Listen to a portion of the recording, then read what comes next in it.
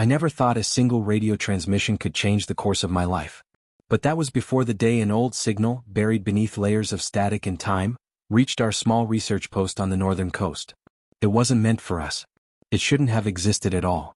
But the sound cracked through the speakers like a forgotten ghost, and in that moment, everything began to shift. I remember the way the room fell silent, the way the lights flickered as if the place itself didn't want us to hear it. And even now, I can still hear the faint rhythmic pulse in the background of that recording, like a heartbeat that had been waiting decades to be heard. I didn't know then that the transmission came from an old Soviet space station, one that had been declared destroyed long before I was even born. I didn't know it was drifting somewhere far above Earth, completely dark, like a lonely metal shadow refusing to die. I didn't know any of that. I only knew that the message kept repeating the same two words, crew missing. It was strange, almost gentle, the way the voice said it. No panic. No urgency. Just a calm announcement like someone reading a weather update. For a moment I thought it was a prank. Old equipment sometimes spits out fragments of history, picking up frequencies that bounce around the upper atmosphere. But something about this one felt different. The way the message looped, the quiet hum behind it, the faint impression of breathing between the words. It didn't sound like an automated system. It sounded human. Too human. Our team was a small one. For people. Me, Jonas, Lena, and Malik. We weren't astronauts. We weren't heroes.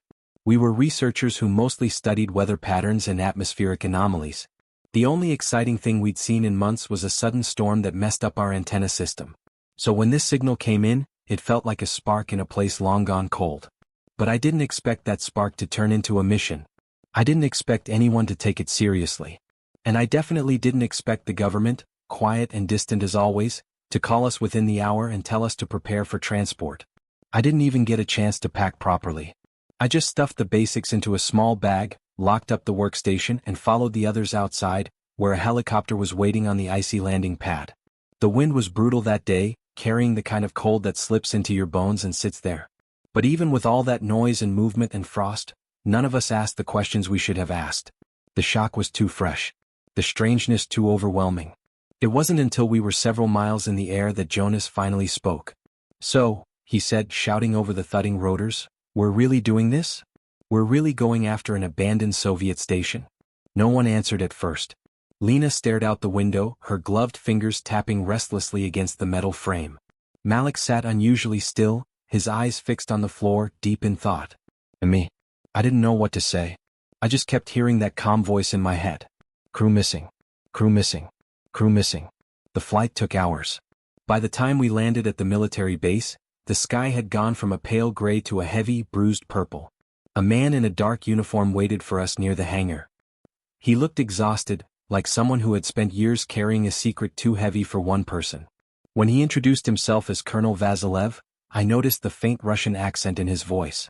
He shook our hands one by one, studying our faces carefully, like he was trying to decide whether we were brave or just foolish. He didn't waste time.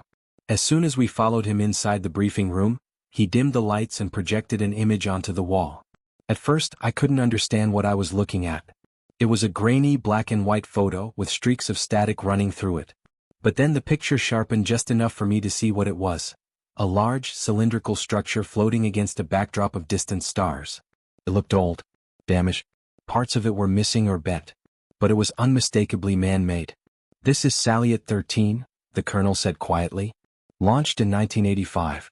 Lost contact in 1987. Officially, it burned up upon re-entry. Unofficially, he paused, letting the silence settle. We believe it never re-entered at all. We believe it has been drifting in low orbit for nearly 40 years. I felt Jonas shift beside me. And the signal? That's why you're here, the colonel said. 2 days ago, we detected a transmission matching the station's emergency beacon.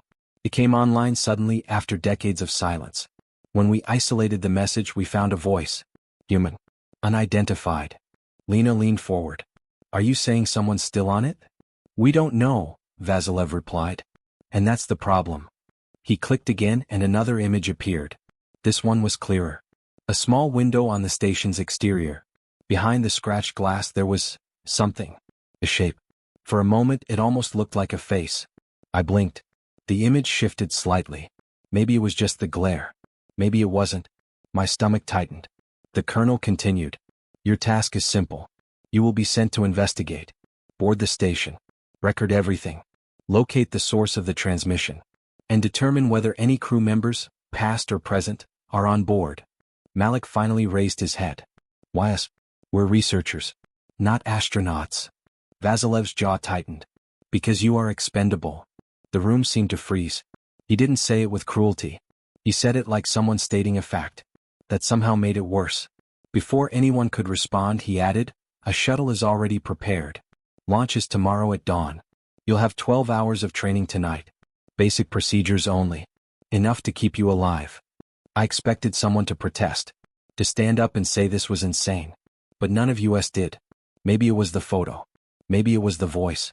Or maybe it was the unspoken feeling that if we didn't go, someone else would. Someone even less prepared. We trained through the night.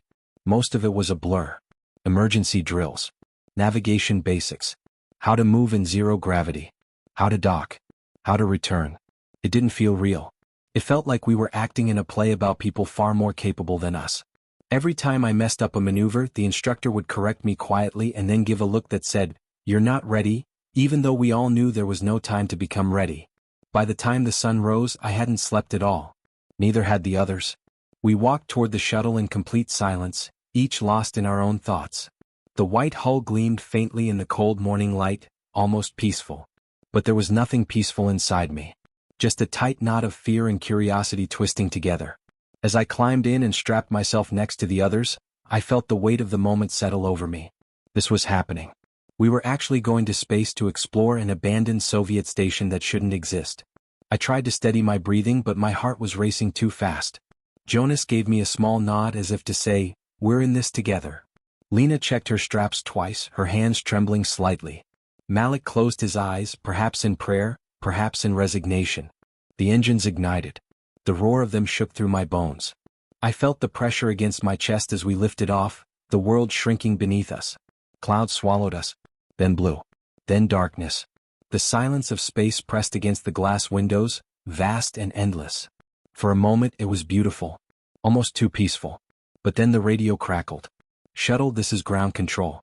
You are approaching the last known coordinates." We drifted forward slowly. Carefully.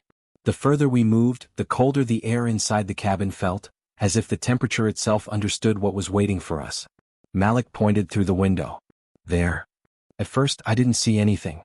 Just a scattering of distant stars. But then something emerged from the shadows, a large metallic shape rotating gently. The abandoned station. Salyut 13. It looked worse up close. The exterior was scratched, burned, and dented, like it had been through wars no one witnessed. One of the solar panels was completely missing. The other was bent at an angle that didn't seem natural.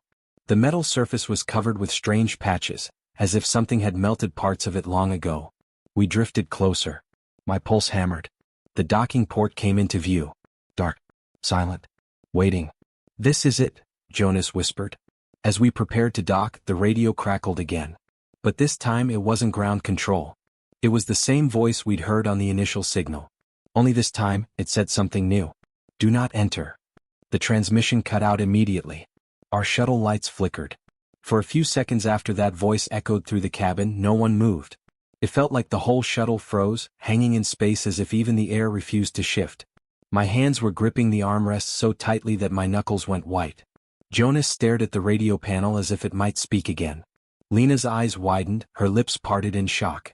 Malik slowly unbuckled his harness, as if that tiny action could somehow anchor him in reality. No one needed to say what we were all thinking. I heard the voice too. It sounded the same as the one in the transmission we'd received back on Earth. Calm. Too calm. But this time it wasn't looping. It wasn't static or distant. It wasn't a ghost from decades ago. This voice sounded immediate. Alive. And it spoke directly to us. Jonas finally broke the silence. That wasn't recorded. "No," Malik whispered. "It wasn't." The radio remained dead after that. No static. No backup signal. No reply when Jonas tried calling out. Just silence, thick and heavy, pressing against our ears like something pressing against the hull. I tried to steady my breathing, but my heartbeat drowned out everything else. I didn't know whether it was fear, disbelief, or the sudden realization that we were drifting towards something we weren't meant to see. Maybe all three. The docking procedure had already begun. The shuttle's automatic system kicked in long before the message came through, and now we were only meters away from connecting to the old station. I half expected the shuttle's system to abort docking after detecting an unknown transmission, but nothing changed. The shuttle continued forward, connected to its purpose like a machine that didn't care about human warnings. "Should we stop?" Lena asked, her voice thin. "It's too late," Jonas whispered. "The system's locked into place." We felt the soft jolt as the shuttle sealed against the station's docking hatch. A faint metallic echo traveled through the cabin, like something waking up after a long sleep. I didn't like the sound. It felt wrong. Too hollow. Too slow. Ground control finally broke the silence, unaware of the message we'd just heard. "Shuttle, confirm docking." Jonas pressed the comm button. His voice cracked slightly as he replied. "Docking confirmed, ground control." There was a pause. "Copy that. You may begin entry protocol." Lena shot me a look, the kind that asked a question without needing words. "Do we tell them what we heard?" I didn't answer. I didn't know what to say. Telling them might delay everything. Or worse, they might think we imagined it. In the end, no one mentioned it. Maybe we were afraid they would call off the mission. Or maybe we were even more afraid they wouldn't. The colonel's voice replaced the operator. "Team, proceed according to instructions. Stay together at all times." Jonas clicked off the channel. "Together," he said quietly. "No splitting up. No wandering off." "Agreed." We all nodded. It took nearly 10 minutes to depressurize the cabin and check our suits. During that time no one talked. The only sound came from the soft beeping of the control panels and the faint hum of the shuttle's life support. I watched the docking hatch. It was old, scratched, almost rusty in appearance. The circular door looked more like the entrance to a forgotten bunker than a path into space. The Soviet emblem on it was faded and chipped, but still recognizable. Malik finally spoke. "I keep thinking about the face in that photo." "We don't know if it was a face," Jonas replied quickly as if trying to convince himself. "Could have been debris. Or reflection. Or something else," Lena murmured. Her voice echoed strangely inside her helmet. When everything was set, Jonas placed his gloved hand on the manual release. "Ready?" 3 quiet yes answered. He turned the handle. The hatch unlocked with a low grinding sound, like metal that hadn't moved in decades. The sound vibrated through my arms. Cold air rushed out from the other side, air that had been trapped inside the station since the 1980s. It carried a strange metallic scent that made the hairs on the back of my neck rise. The opening revealed a dark corridor. No lights. No movement. Just a long, narrow tunnel stretching into pitch blackness. I aimed my headlamp forward. The beam cut through the dust floating in the air, illuminating patches of peeling paint and old Soviet markings across the walls. Everything looked untouched. Frozen in time. Yet something about the darkness felt aware. We stepped through the hatch together. The moment my boots touched the interior floor, I felt a faint vibration beneath them. It reminded me of distant machinery, an engine running far away, but that didn't make sense. The station wasn't supposed to have power. "Is anyone else feeling that?" I whispered. Jonas nodded slowly. "Yeah. It's faint, but something's humming. Maybe the backup generator kicked in?" Lena suggested, though she didn't sound convinced. "No," Malik said. "If power returned, the station lights would have come on. Something else is running." His voice seemed to disappear into the tunnel ahead of us. We moved forward carefully. Every sound we made felt too loud in the empty corridor. The metal panels groaned under our boots. Dust swirled around us with every step.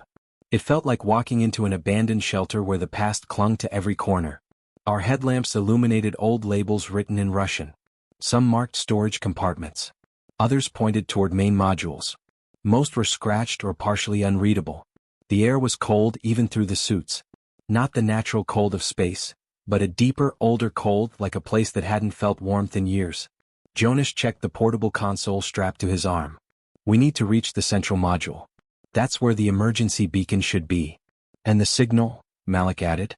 "Yeah," Jonas said quietly. "And the signal." The corridor eventually split into 2. The left path was partially collapsed, metal bent inward as if something had crushed it from the outside. The right path was narrow but clear. Lena raised her light toward the damaged section. "What happened here?" "No idea," Jonas said. "Could have been debris impact." "No," Malik murmured. "Look at the direction of the bend. This wasn't from the outside." I felt a chill run through me. We continued down the right path. Every few meters I picked up faint sounds, soft creaks, gentle taps, the type of noises old structures make when settling. But these sounds felt too rhythmic, too deliberate. Once I thought I heard something like a faint footstep behind us, but when I turned, nothing was there except drifting dust. We reached the first module, a small circular room with lockers and handrails. Old Soviet tools floated gently due to the near-zero gravity, tiny wrenches, a screwdriver, even a pen drifting aimlessly. Papers were scattered in the air like frozen snowflakes. Some had faded text, others had dark stains I chose not to think about. Feels like whoever was here left in a hurry, Lena whispered. Or never got the chance to leave, Malik said. I moved toward one of the lockers and pushed it open. Inside, old uniforms hung like empty bodies suspended in place. The cloth was stiff, brittle from age. Patches with names still clung to them, though most were too faded to read. One locker door had deep scratches along the inside, as if someone had tried to claw their way out. My stomach tightened. Let's keep going, Jonas said, his voice lower now. We drifted through another corridor, then into a module that looked like a sleeping quarters. The bunks were still strapped with old blankets, long stiffened by cold. Personal items floated between them, photographs, small trinkets, a penlight that flickered weakly as we passed. I caught a photo gently and held it still. It showed 3 smiling cosmonauts in front of the station, full of pride and youth. On the back, in faded ink, someone had written a year, 1986. As I let it float away, something else caught my eye in the corner of the room. A helmet. Crack. The visor shattered.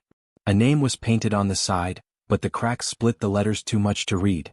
When I turned away, I felt something strange, as if the room didn't want us to leave. The deeper we went, the heavier the air felt. Not physically, our suits regulated that, but emotionally. It felt like the station itself was holding memories so heavy that they pressed against us. Finally, after what felt like hours, we reached the central module. It was larger than the others, filled with old controls, monitors, and storage compartments. The emergency beacon panel was mounted on the far wall. A dull red light pulsed every few seconds, slow, weak, like a dying heartbeat. Jonas floated closer. It's active. But the station has no power, Lena said. Malik hovered beside a monitor and brushed dust from the screen. Maybe there's residual energy. Or maybe the system is feeding off something we don't know. Jonas reached toward the beacon panel, then hesitated. If I open this, we might reset the signal. And lose any chance of hearing it again, I said. None of us moved for several seconds. Then the radio crackled. All 4 of us froze. A soft whisper, brittle and distorted, filled our helmets. At first, it was too quiet to understand. Then slowly, painfully, it formed words. You shouldn't be here. The voice was the same as before. Come. Soft. Almost sad. Jonas lifted his hand from the beacon. Who are you? He asked, his voice trembling despite his effort to sound steady. No answer. Only breathing. Then, they didn't leave. Lena's eyes filled with fear. What does that mean? Malik swallowed hard. Ask it again. Jonas tried. Who didn't leave? What happened on this station? Silence. Then a crack of static came through, followed by a sound I can still hear clearly now, a faint tapping.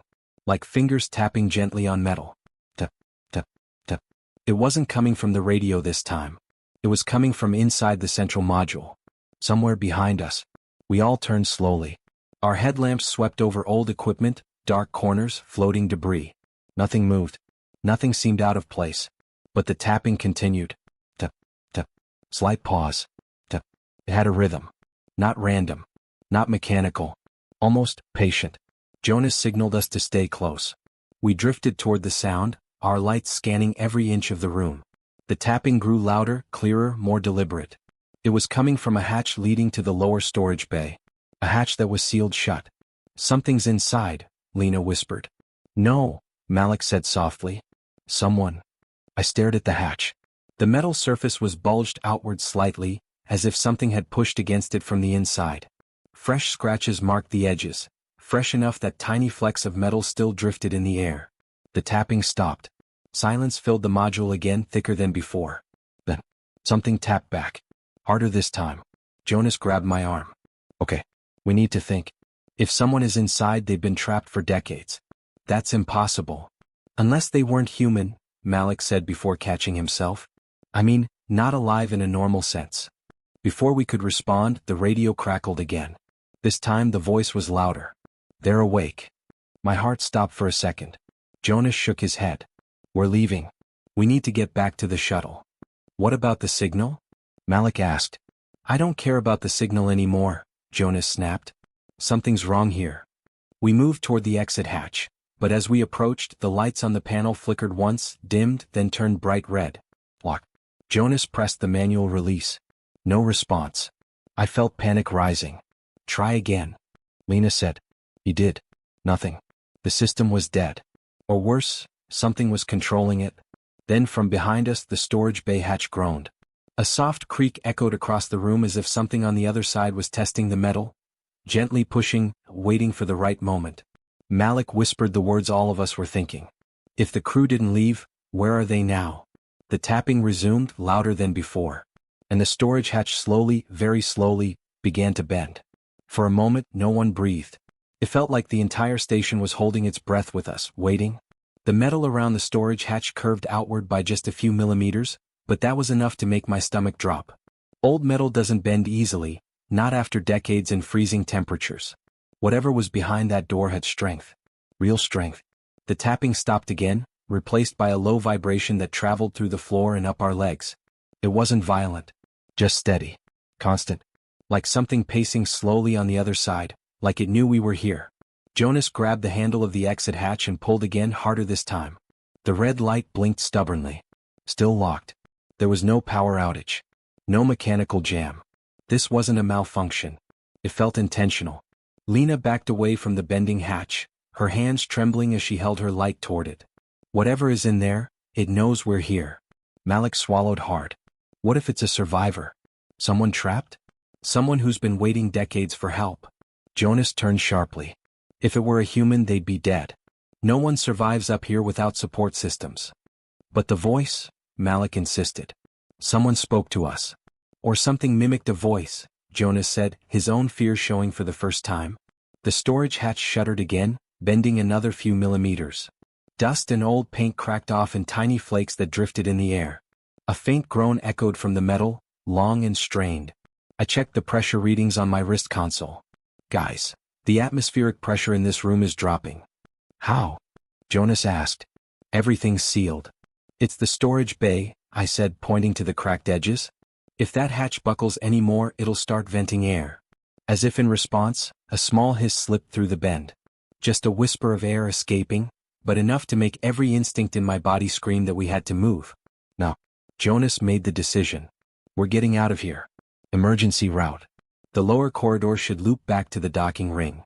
He pointed to a narrow tunnel at the other end of the central module, the one we hadn't explored yet. We began moving fast, pushing ourselves off the walls and drifting through the weightless air. But as we crossed the room, something slammed into the storage hatch from the inside. A deep, echoing boom. The entire module vibrated. Lena jerked around, gasping. Oh my God. Before she could finish, the radio came alive again. You woke them? This time the voice sounded different. Not distant. Not calm. It trembled as if whoever, or whatever, was speaking was struggling to breathe. Malik tried to call out. Who are you? Where are you? But the voice didn't answer. Instead, a strange crackling sound filled our helmets, like a mixture of static and gasping breaths. Then a sharp click, and silence returned. Jonas reached the lower corridor first. Move. Move. We slipped into the tunnel, one after another. It was much tighter than the others, barely wide enough for two people side by side. The air felt colder here, and as my hand brushed the wall, a fine layer of frost flaked under my glove. No way this place still has active cooling, Lena whispered. Why is it so cold here? I didn't answer because I didn't want to say what I was thinking, that the cold didn't feel mechanical. It felt natural. As if something had drained the warmth from this part of the station. The corridor sloped downward into a cylindrical passage with dim emergency lights that flickered weakly every few seconds. Old cables dangled from the ceiling like roots of a forgotten forest. Some panels were missing, exposing pipes and rusted wires. Our lights swept over the walls, revealing deep scratches, long lines carved through paint and metal. The kind that come from fingers, or claws. Guys, I said quietly, these scratches are new. Jonas didn't respond. He just kept moving faster. We reached a junction where the corridor split into two. The left path was blocked by fallen metal beams, but the right was clear. As Jonas pointed us toward it, Something shifted in the darkness behind us. A faint scrape. A soft shuffle. My heart skipped. Lena turned her head sharply. Jonas, something's following us. He didn't look back. Keep moving. Don't stop. We pushed forward, drifting through the tunnel. The scrape came again. Closer this time. Slow and dragging, as if something was crawling, or pulling itself, along the floor. Malik took out the handheld scanner attached to his belt. I'm picking up movement. One life form. About 20 meters behind us. My throat tightened. Human. He didn't answer. Malik, I repeated. Human. He looked at the screen one more second and shook his head. I don't know. The reading isn't normal. The scrape echoed again. Then another sound joined it. A low, shaky exhale. A breath. Lena covered her mouth. There's someone behind us. Then let's not wait to meet them, Jonas said. We pushed faster, navigating through the narrow passage until it opened into another small room. A maintenance chamber filled with floating tools, detached panels, and old crates. A torn checklist floated near the door, its corners brittle and curling. Jonas waved us inside. We can seal the door behind us for a moment. Catch our breath. But as soon as he reached for the hatch controls, the panel sparked. A tiny blue flash popped in the air. It's dead, Jonas muttered. Completely dead. Then we can't seal it, Malik said. No, Jonas replied. We can't. We formed a small circle, backs facing each other, lights pointed toward the entrance. The corridor behind us was pitch black. Nothing moved. No scraping. No breathing. Just silence.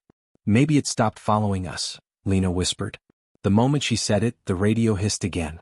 A faint whisper, barely audible. They're already with you. My breath caught in my chest. Then I heard it. A soft tap. Not from the corridor. From under the floor. We all froze. Another tap. Then a long, slow scrape along the underside of the metal panels. Something was moving directly beneath us, crawling through the maintenance ducts. Jonas pointed to the far hatch. We have to go. We can't stay in this room. We pushed off and drifted toward the exit, but before we reached it, a loud, metallic bang exploded beneath us. The floor bulged upward.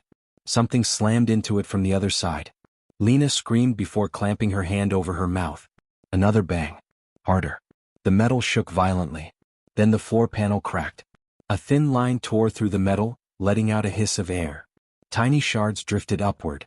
I caught a quick glimpse of something dark moving in the gap beneath the broken panel. Something shifting, writhing, pushing upward with impossible force. We're out of time. Jonas yelled. Go. We rushed through the far hatch into another corridor. As Jonas pulled the emergency handle behind him, the maintenance room hatch slid shut, locking the violent sounds inside. For a moment, the corridor was silent again except for our breathing. Malik checked his scanner. It's not showing life signs anymore. Whatever that was, it's behind the sealed hatch. Not for long, Jonas said. That flooring won't hold. He was right. Even from here we heard metal ripping, panels clattering, and something slamming repeatedly against the walls. We pushed on. The corridor ahead was slightly wider and filled with floating debris, fabric, old wires, shreds of insulation.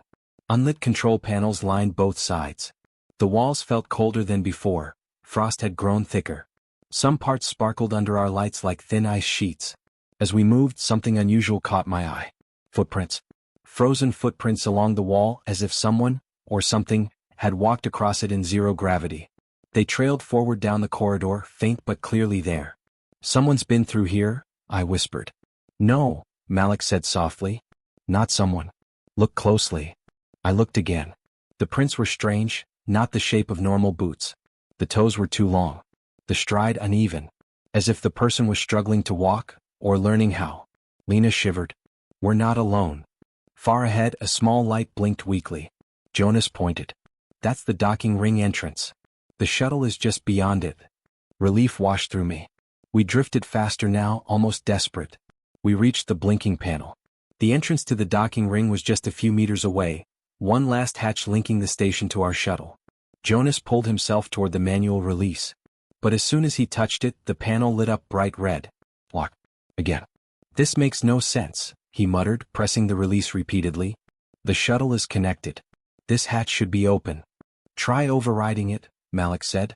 I am, Jonas snapped. It's not responding. The radio hissed. At first, white noise.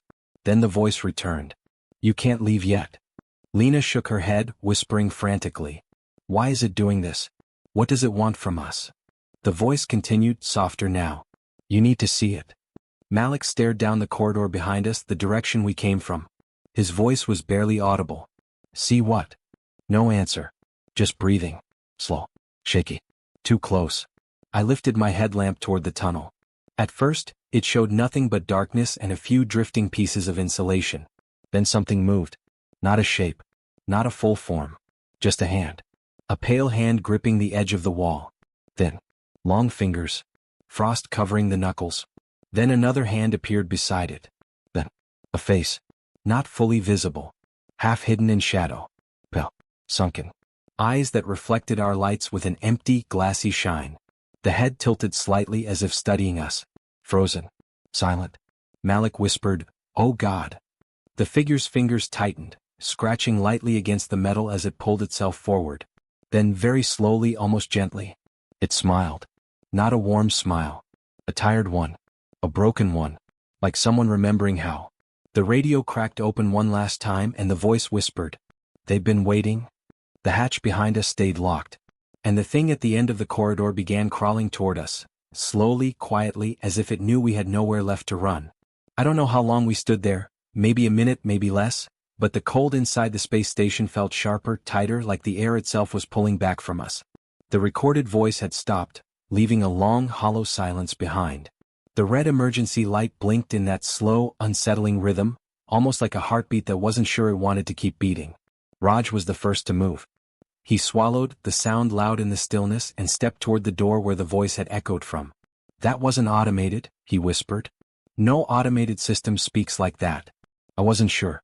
The tone had been strange, calm even, but there had been something aware. Like whoever was speaking knew we were there. Like they had been waiting for us.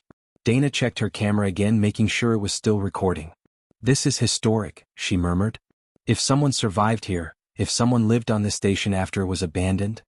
But she didn't finish the thought. None of us wanted to say it out loud, that surviving wasn't the same as staying sane. We followed the sound toward a narrow corridor branching off the main docking area. It was darker here and the temperature felt even colder. My breath fogged faintly in the beam of my headlamp. The walls were lined with peeling labels in Russian, pipes wrapped in insulation that flaked off when touched, and small hatches marked with faded numbers. One hatch sat half open as if someone had tried to close it but didn't have the strength. "Should we look inside?" Raj asked. "No," I said. "Yes," Dana said at the exact same moment. We stared at each other for a second, but the decision was already made. Curiosity pushed us forward more than bravery ever could. Inside the small compartment we found something unexpected, not dangerous, not threatening, but unsettling in a quieter, deeper way. A journal. A real, physical notebook floating slightly where it had drifted on the stale air. Its cover was worn, the corners bent, and the pages were yellowed but not destroyed.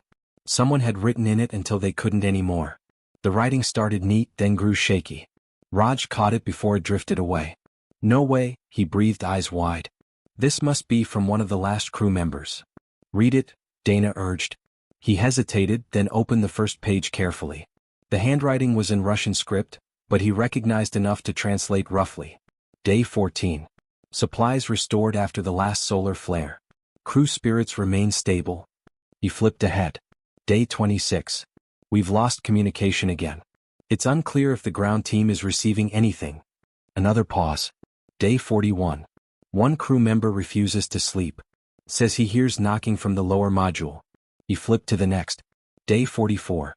There is no one in the lower module. My stomach tightened. Raj turned one more page, slowly as if he wasn't sure he wanted to. Day 52. The knocking hasn't stopped. For a moment no one spoke. The red emergency light kept blinking, painting the walls in soft pulses. Then Dana whispered, "Do you think?" "No," I said quickly. "It's probably thermal expansion.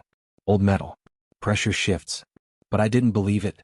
We all heard the same distant echo, something carrying faintly through the walls, almost too light to register. A subtle thump. Then another. Like someone tapping gently. Rhythmically. We stepped out of the small room and back into the corridor. The sound faded again, swallowed by the cold.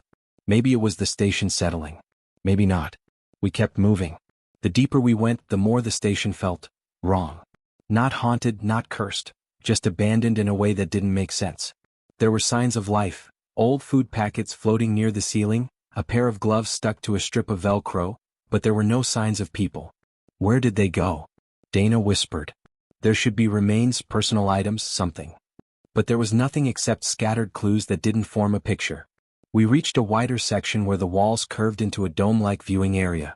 A large window overlooked the blackness of space. The earth was a faint blue curve far below, peaceful and distant. Beautiful, Raj said. We stood there quietly. It was the first moment since entering the station that didn't feel tense. For a minute, it felt like we were just explorers, not trespassers in someone else's forgotten past. Then Dana pointed to the far end of the dome. Is that a camera? We moved closer. It was a camera, an old Soviet model still attached to its mount, lens pointed right at us. That's impossible, Raj murmured. These things would have powered down decades ago. Dana waved her hand in front of it. Nothing happened. But when she moved her hand away, a faint click echoed behind the wall.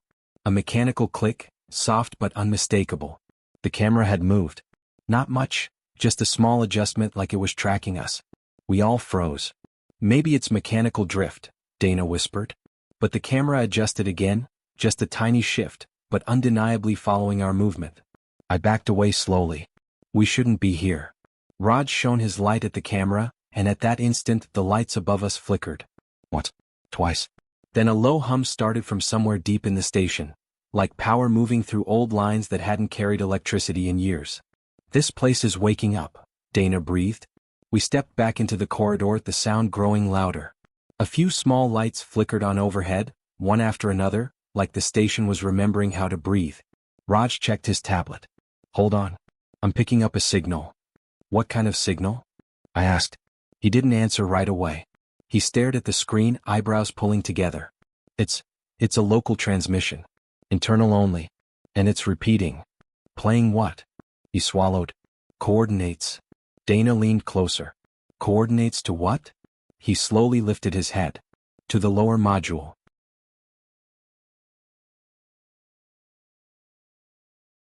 The same lower module the journal said no one was in. The same lower module someone supposedly heard knocking from. A chill ran down my spine, but we were too deep to turn back. The station wasn't just a dead relic anymore. Something was active inside it. We reached the access ladder leading downward. A thin haze hung in the air beneath, like dust floating slowly in zero gravity. Dana exhaled shakily. We go together. Slowly. One by one we descended. The ladder creaked under our gloves. The light faded behind us, replaced by a deep, heavy darkness below. About halfway down I heard something. A faint breath. Not mechanical. Not thermal expansion. A human breath. Soft. Close. I froze on the ladder. Did you hear that? I whispered. Dana above me didn't respond. Raj below me stopped moving completely. The breath came again. A little clearer this time. A little too close. Then a voice, quiet and tired, drifted up from the darkness below. You came back. My heart stopped. We didn't answer. The voice spoke again, weaker than before, like someone who had been waiting far too long. I've been alone, so long. Dana whispered, shaking. That's impossible. No one survived here. But the voice continued as if hearing us. Please, don't leave me again. Dana's camera trembled in her hand. Raj tried to adjust his light, but the beam flickered out. The air felt heavier now. Colder. Like something was rising toward us from the shadows below. Then the voice said something that made my blood turn to ice. You shouldn't have come in the dark. And just as the echo faded, something moved, fast and soft, like a hand brushing the metal under us. I looked down. I swear I saw fingers curling around the bottom rung of the ladder. Then the entire station groaned with a long, deep metallic sound that vibrated through the walls. The emergency lights flickered violently. A distant alarm buzzed weakly, like a dying signal trying to warn us of something it couldn't explain. Dana whispered, we need to get out, now. But before any of us could climb, the ladder jerked, just slightly but enough to make us grip tighter. Then we heard it again. The knocking. But this time, it wasn't distant. It was right beneath us. One knock. A second. A slow, deliberate third. Followed by the scraping sound of something moving up toward us. Something that had been waiting in the dark for a very, very long time. And then, the lights went out. Everything turned black.